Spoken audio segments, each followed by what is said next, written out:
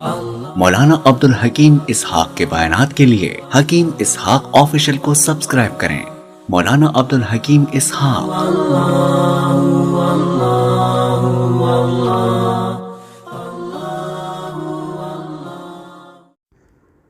بسم اللہ الرحمن الرحیم نحمده ونصلی ونسلم علی رسوله الکریم اما بعد اعوذ باللہ من الشیطان الرجیم بسم اللہ الرحمن الرحیم۔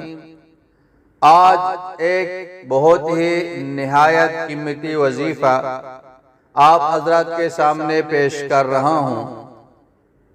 ہر ایک کی یہ چاہت ہے، ہر ایک کی یہ خواہش ہے کہ میرا گھر اپنا ہو، اپنی میری ایک چھت ہو، کرائے کا گھر نہ ہو، کسی اور کا گھر نہ ہو، گھر ہو تو اپنا ہو۔ تو اپنا گھر ایک بہت بڑی نعمت ہے کہ گھر اپنا ہو۔ تو آج یہ وظیفہ جو میں آپ حضرات کو دے رہا ہوں، اگر آپ پابندی کے ساتھ یہ وظیفہ پڑھیں گے انشاءاللہ تعالی اللہ پاک کے فضل و کرم سے جلد از جلد آپ کا اپنا گھر ہو جائے گا۔ اللہ غیبی نظام چلا کے آپ کی مدد کرے گا۔ آپ یہ بات یاد رکھیں کہ وظائف کے لیے یہ ضروری ہے کہ ہم دھیان کے ساتھ پڑھیں۔ وظائف کے لیے یہ ضروری ہے کہ یقین کے ساتھ پڑھیں۔ وظائف کے لیے ضروری ہے کہ تسلسل کے ساتھ مداومت ہو۔ آپ پڑھتے رہیں گے انشاءاللہ تعالی اللہ پاک آپ کا جو کام ہے وہ کام آپ کا بنا دے گا۔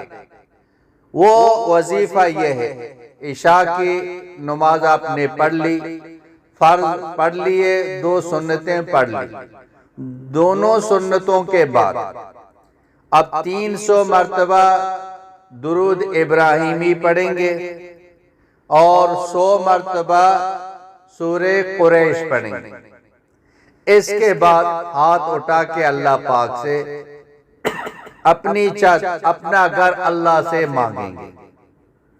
جتنا مانگ سکتے ہیں اللہ پاک سے مانگیں، اور دعا کے بعد پھر ایک مرتبہ درود شریف پڑھ لیں اور کسی سے بات کیے بغیر آپ وتر کی نماز پڑھ لیں۔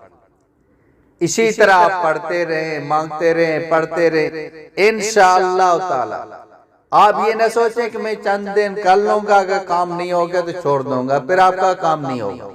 بس آپ کی نیت یہ ہو کہ جب تک میرا گھر مجھے نہ مل جائے تو میں یہ وظیفہ نہیں چھوڑوں گا، تو پھر انشاءاللہ تعالی چند دنوں میں آپ کا کام ہو جائے گا۔ بڑا مجرب یہ وظیفہ ہے، خود بھی اس پر عمل کریں اور ان تک یہ پہنچائیں۔ وآخر دعوانا ان الحمدللہ رب العالمین۔ مولانا عبدالحکیم اسحاق کے بیانات کے لیے حکیم اسحاق آفیشل کو سبسکرائب کریں۔ مولانا عبدالحکیم اسحاق۔